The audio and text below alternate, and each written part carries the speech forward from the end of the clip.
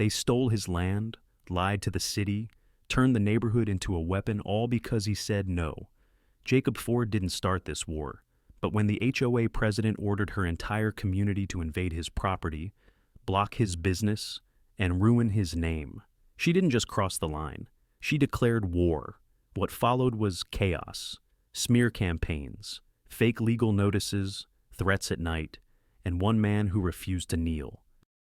And now, with everything on the line, he has one message for the people who tried to erase him. I'm still standing. If this happened to you, would you fight back or would you let them win? Drop your answer in the comments. Let's see who's ready to stand their ground.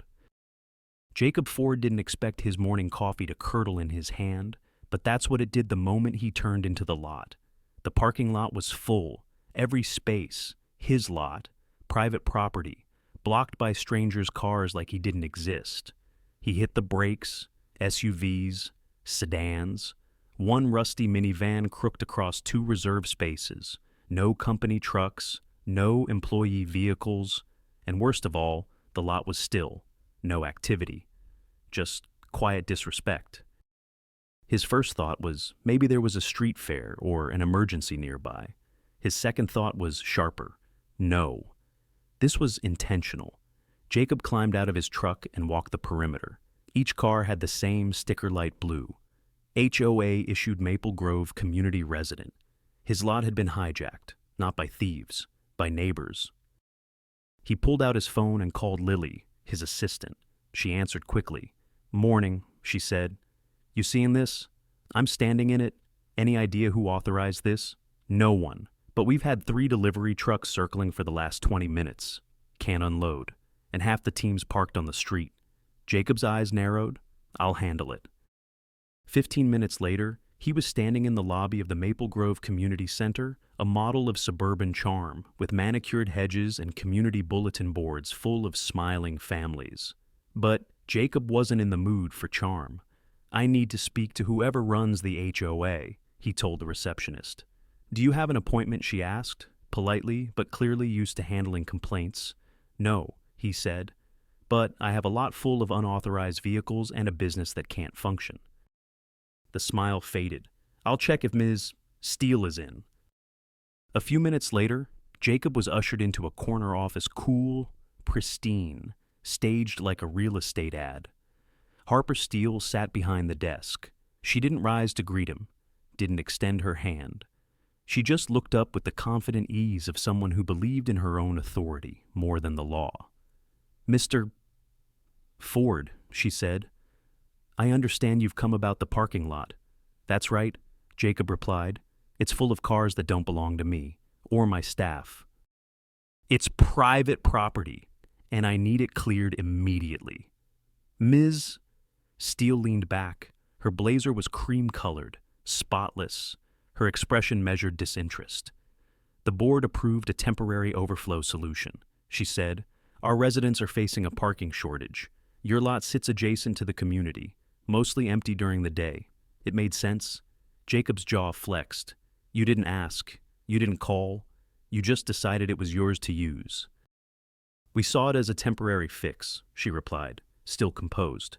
"You weren't using it to full capacity, and we've advised all residents to park respectfully." Jacob took a step forward. "That lot isn't a suggestion. It's part of my business. My trucks can't get in. My team can't work." She didn't blink.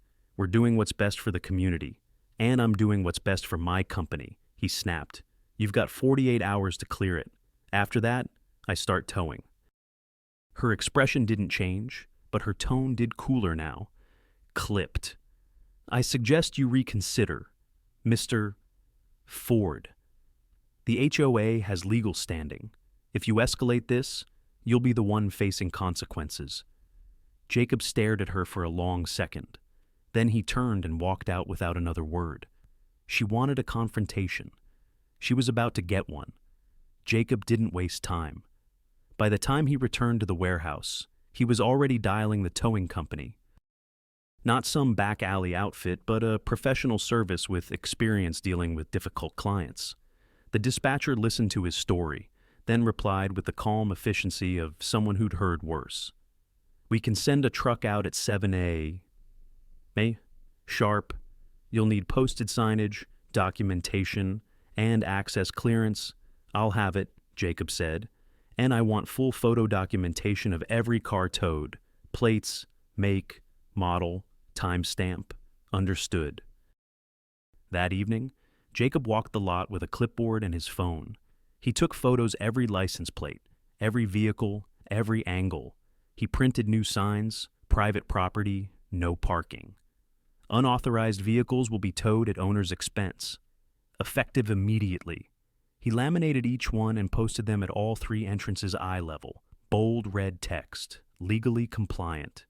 Then he went inside and opened a folder labeled Evidence HOA Trespassing Incident. Lily stayed late with him. This is really happening, isn't it? She asked as they reviewed the checklist. Jacob nodded. They pushed. Now they'll see I push back. She folded her arms. Good. I've worked here 5 years. That lot is yours. You pay for it, you maintain it. They don't get to pretend otherwise. He offered a tight smile. Thanks. Lily, be here early tomorrow. It's going to be loud. 7 shoes a. Sharp. The first tow truck rolled into the lot, its engine loud and unapologetic. Jacob stood with his arms crossed, jaw locked. The driver, stocky, tattooed, businesslike, stepped out. You Ford I am. Point me to the worst offenders. Jacob nodded toward the loading bay, blockers first, then the ones double parked. The man gave a single nod and got to work. The sound of metal chains and hydraulics broke the morning silence. One by one, vehicles were lifted and hauled away. Jacob watched without blinking. It wasn't satisfaction. It was control something that had been taken from him without warning. He was taking it back. The first resident showed up 20 minutes later, a woman in a bathrobe, clutching a coffee mug. She stopped mid-step when she saw her car being hooked up. What the hell is going on? She asked, eyes wide. Jacob turned, private lot. Unauthorized vehicles are being removed? You can't do this, she snapped. My husband needs that car to get to work. You should speak to your HOA, Jacob said evenly. They've had 48 hours.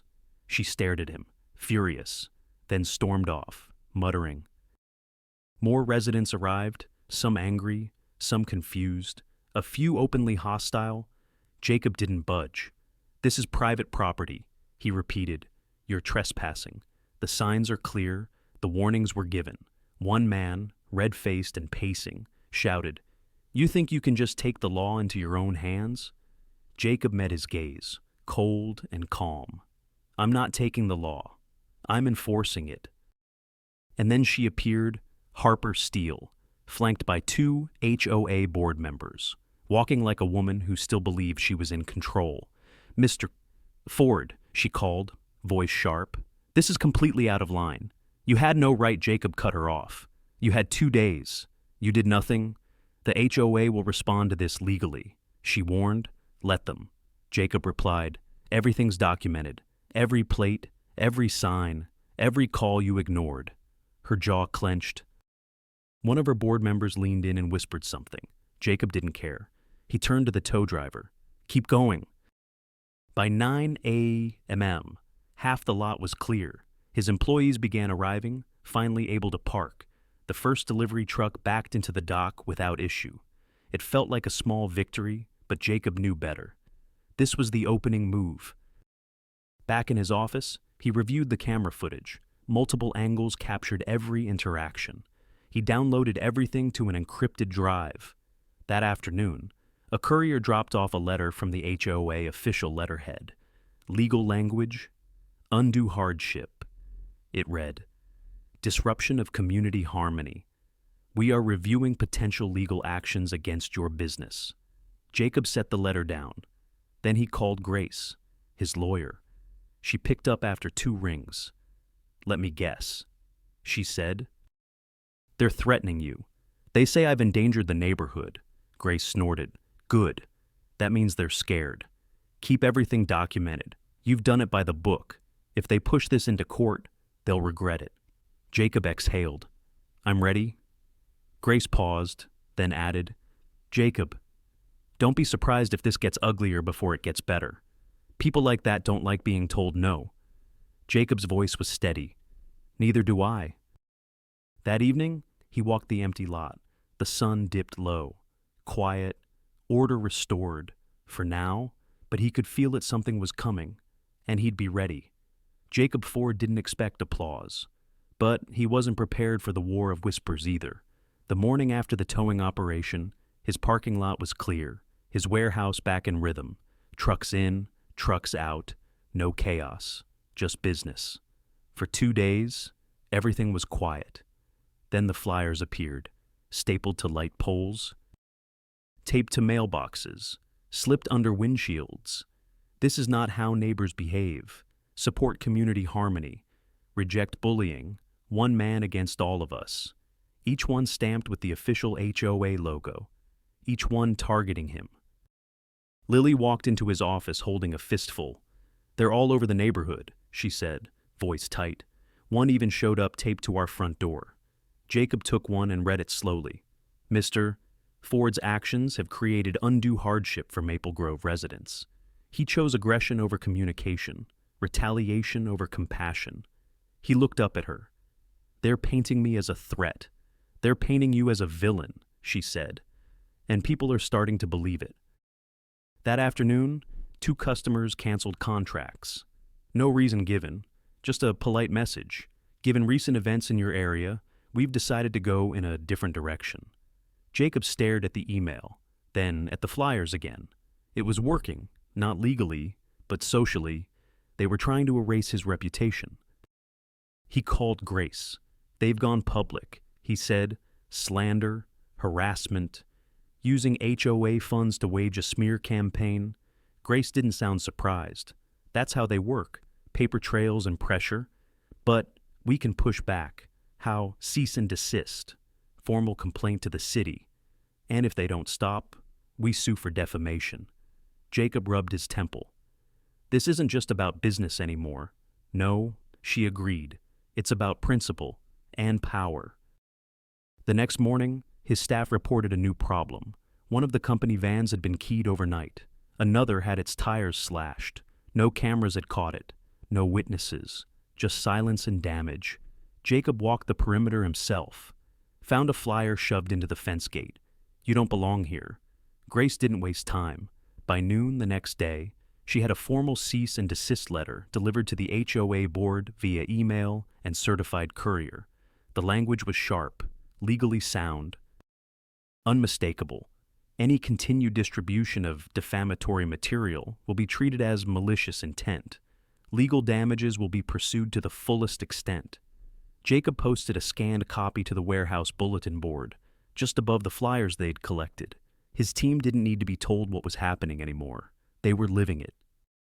That evening, Jacob stood outside with Lily, watching the sun drop behind the warehouses. He hadn't said much all day, not after the vans were vandalized, not after 3 more clients ghosted. Lily broke the silence. "They think they can wear you down." Jacob didn't answer right away. "Then they think I'll break. You won't." He nodded slowly. "No, I won't." The next morning, something unexpected happened. An email, no subject, no name, just an address from a private domain. He hesitated, then opened it. "Mr. Ford, I'm not supposed to be reaching out, but I'm on the HOA board, and I didn't vote for what's happening. I didn't support the flyers. I didn't support using your lot. This isn't what we were elected for. Some of us want to stop this before it gets worse, but Steele has too much control. She's weaponizing the board. You didn't deserve this. If you're planning to push back, do it soon. Signed, a neighbor who's had enough." Jacob read the message 3 times, then forwarded it to Grace. That night, Lily had an idea. "Hold a meeting," she said. "Call the press, the local paper. Let the neighborhood hear your side, your story. Don't just reframe." Jacob considered it. It wasn't his style, but this wasn't just his fight anymore. 3 days later, they hosted the event in the warehouse lobby. Simple chairs, a mic, local journalist. 24 residents showed up, curious, cautious. skeptical. Jacob didn't bring lawyers, didn't wear a suit. He stood in front of them with photos, documents, footage, calm, factual, unapologetic. He told them what happened, from the first car to the first flyer, and then he ended with this: "You don't have to like me. But you can't let anyone decide that your rights don't matter. Today it's my lot. Tomorrow it could be your yard, your garage, your vote. This isn't about parking. It's about power and what people do when they think no one will stop them." Silence, then a single clap, then a few more. By the end, nearly everyone was applauding. And Ms. Harper Steele. She wasn't in the room, but Jacob knew she heard every word. Jacob Ford had never wanted to be a symbol. He just wanted his parking lot back. But symbols don't get to choose themselves. And now, every decision he made, every move was part of something bigger than him. When Grace filed the lawsuit, it was the first time the HOA had been formally challenged in over a decade. They weren't ready. Harper Steele, however, didn't show fear. She showed strategy. 2 days after receiving the summons, she appeared in a local news segment on Bruce Channel 7. Clean backdrop, friendly anchor, polished message. "This is about misunderstanding," she said, smiling tightly. "We all want to do what's best for the community. Unfortunately, Mr. Ford seems more interested in escalation than cooperation." Jacob watched it with Lily standing behind him. "She's turning it," Lily said, "framing you as the aggressor. She knows it's a lie." Jacob replied, "She doesn't care. Perception is her weapon." That same day, a new wave of social media posts hit the local groups. Screenshots of old warehouse reviews, some true, some clearly fabricated. Comments questioning Jacob's character, his temper, even bizarre accusations of harassing local moms. It was coordinated. Grace flagged them. Lily archived them. Jacob read each one silently and said nothing, but every word landed like a stone. Meanwhile, inside the HOA, things were cracking. Elaine's resignation wasn't an isolated act. 2 more board members, the secretary and an advisory seat, submitted formal complaints to the city about Steele's abuse of power. 1 board member, Thomas Hale, refused to step down. Instead, he reached out to Jacob. They met in a quiet coffee shop just outside city limits. Thomas was tall, mid-40s, and looked more like a math teacher than a political insider. "I'm not here to apologize," he began. "I didn't vote for any of this, but I didn't stop it either. That's on me." Jacob sipped his coffee, watching him. "So why reach out now? Because she's going further than anyone expected," Thomas said. "She's calling for a special vote. Wants to push a resolution that lets the HOA classify any nearby business as community impacting. If she gets it passed, she'll use it to declare you in violation and shut you down." Jacob raised an eyebrow. "That's not just unethical, that's illegal." Thomas nodded. "But she's betting you won't have time to stop her." Jacob returned to the office with a renewed focus. "Lily," he said, "let's go public. Real public. We're holding a press event this week. Grace joins me. We speak first, before they vote." Lily didn't hesitate. "We're right outside the HOA building." That night, Jacob pulled into his driveway just after 10 p.m. It was dark, quiet, until he noticed something. His mailbox was open. Inside wasn't mail. It was a single sheet of paper. "You've made a mistake. We don't forget. Watch your back." Jacob didn't sleep that night. He sat at the kitchen table with the note in front of him, lit by a single overhead bulb, not threatening enough to report to police, but too personal to ignore. The kind of message written by someone who'd already decided the rules no longer applied. By morning, he was in the warehouse earlier than usual. Lily arrived shortly after. Her face paled when she saw the note. "Jesus," she whispered. "They're trying to scare you. They're not the first," Jacob said. "But I've had enough of cowards hiding behind committees and flyers." 2 days later, they held the press conference. The turnout surprised everyone. 3 local outlets, 2 regional bloggers, even a local radio crew, a scattering of residents. standing awkwardly behind folding chairs, and a city representative from the Department of Property Use and Compliance. Jacob stood beside Grace, who wore a black blazer and an expression like a loaded weapon. When Jacob spoke, he didn't shout. He spoke clearly, calmly. He laid out the facts, photos of the unauthorized parking, copies of the flyers, screenshots of coordinated reviews, the email campaign, and now the personal threat left at his house. He didn't cry victim, he presented the truth, and the truth didn't need to yell to be deafening. Then Grace took the mic, and she did bring the fire. What we have here, she said, is a homeowner association president abusing her title to attack a business that refused to be bullied. This isn't community management, it's coordinated harassment. She turned directly to the cameras.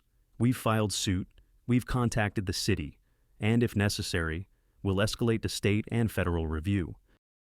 If you think a business owner has fewer rights because they don't live in your cul-de-sac, you've misunderstood the law, and today, you're going to learn it. That night, the video of her statement spread like wildfire. It wasn't just local anymore.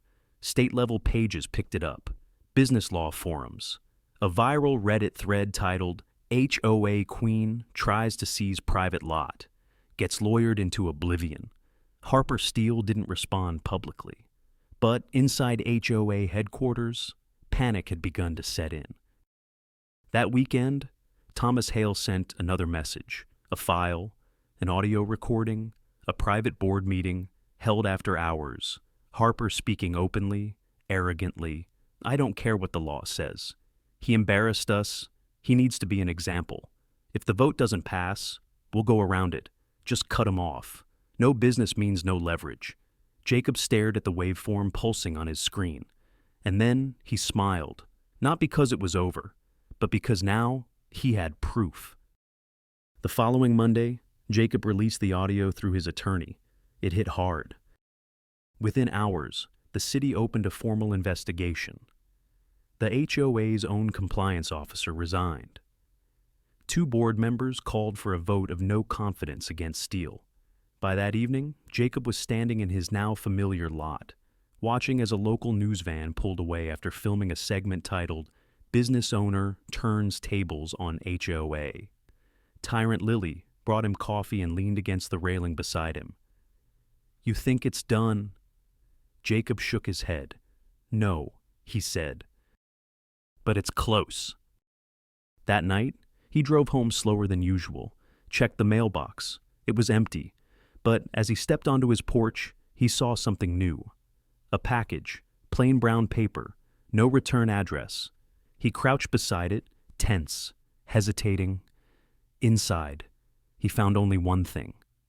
A framed photo of his warehouse, taken from across the street, written across the glass in red ink. "This isn't over." Harper Steele had always believed she was smarter than the room. Now, the room was turning against her. And the one man she underestimated most, he was building a case brick by brick, on the very foundation she thought she controlled. The vote of no confidence didn't remove her. Not yet. HOA bylaws required a 2-step process. 1, board approval. 2, community vote with 2/3 majority. She had lost step 1, but she still had her grip on step 2, for now. Inside her office, she paced in silence. The blinds were drawn, her phone buzzing nonstop. The lawsuit, the audio leak, the city compliance review. She'd tried every angle: flyers, social pressure, online campaigns, legal intimidation, and Jacob hadn't flinched. She hated him for it, and she feared what came next.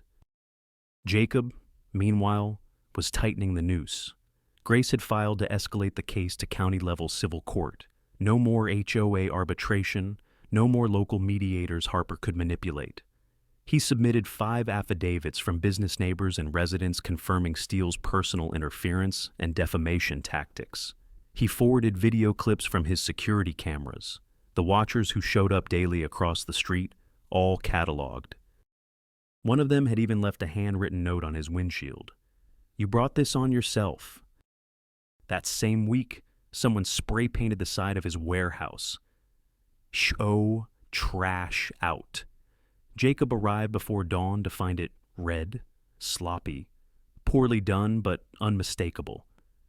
Lily stared at it in disbelief.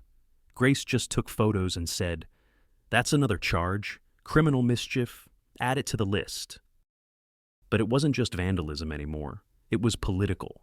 Someone leaked a new proposal to the city zoning board, a motion to reclassify the industrial zone. Jacob's warehouse sat on as mixed use with residential restrictions. If passed, it could cripple his business. The proposal came unsigned, but Grace traced the source to a lobbying group linked to Maple Grove's Development Council. One of its board advisors, Harper Steele's husband. Jacob sat in silence as Grace laid it out on the table. "She's trying to shut you down by technicality," she said. "If we don't counter this, she'll weaponize zoning to force you out. Quietly, legally. She's burning everything to the ground just to win," Jacob muttered. "No," Grace corrected. "She's doing it because she's losing." Thomas Hale, now acting as interim HOA chair, called Jacob later that night. "There's going to be a meeting," he said. "City officials will be there. So will the press. Harper's trying to spin this as a community emergency." "She wants sympathy," Jacob said. "She wants a stage." Jacob's voice was cold. "Let's give her one." He and Lily worked through the night. They gathered every document, every threat, every fabricated notice, every picture of every fake violation, every incident of online slander. They compiled witness statements, employee interviews, neighborhood testimonials, and when the sun rose, they printed them, bound them, indexed them. This wasn't a business owner defending a lot anymore. It was a man laying bare the anatomy of corruption in the middle of suburbia. 1 month later, the case had grown too big for Maple Grove. The city had stepped in. The state had started asking questions. Harper Steele had gone quiet. No more flyers, no more press statements, no more public appearances. Only one thing remained: the hearing. A formal investigation into HOA misconduct, with witnesses, recordings, and weeks of documentation. Jacob didn't need to speak much. The evidence spoke for him. Harper showed up with a new lawyer. Her smile was smaller now, her clothes just as perfect, but her eyes had changed, not arrogant anymore, just tired. She pled not guilty to all civil counts. The board vote that followed was swift and final. Removed from presidency, banned from holding any community office for 10 years, recommended for referral to the state attorney general's office. It wasn't just a fall, it was a collapse. Jacob stood outside the courthouse steps after the decision. Reporters crowded, cameras flashing. He didn't speak long. "This was never about revenge," he said. "It was about reminding people that private property means something, that boundaries matter, that no title, no board, no badge, no podium gives anyone the right to destroy what others have built." Then he walked away. 1 week later, an envelope arrived, no return address. Inside was a photo. His warehouse, nighttime, empty lot, silent. On the back, one sentence. It could have been worse. Jacob didn't report it. He didn't have to, because the battle was over, and everyone knew who lost. Epilogue. Maple Grove changed. The new HOA board revised half their policies. Parking zones were repainted. Community forums were opened. New leadership came with transparency. Jacob. He kept his head down, rebuilt what had been damaged, slowly reopened partnerships with old clients, even hired 2 more employees. But he also added something new to his fence. A sign, not big, not flashy, just a simple wooden post that read, "Private property. Respect isn't optional." In the end, Harper Steele didn't just lose her title. She lost the illusion that no one could touch her. And Jacob Ford. He didn't burn it all down. He just stood firm and let the truth do the rest. But here's the thing. For every HOA Karen who gets caught, how many more are out there, still pulling strings behind the scenes? This was just one story. On HOA Karen Files, we expose all of them. Tell us in the comments, was Jacob too harsh, or not harsh enough? Subscribe for real stories of neighborhood nightmares and the people who dared to push back. Because sometimes, HOA doesn't stand for Homeowners Association. It stands for Hell on Asphalt.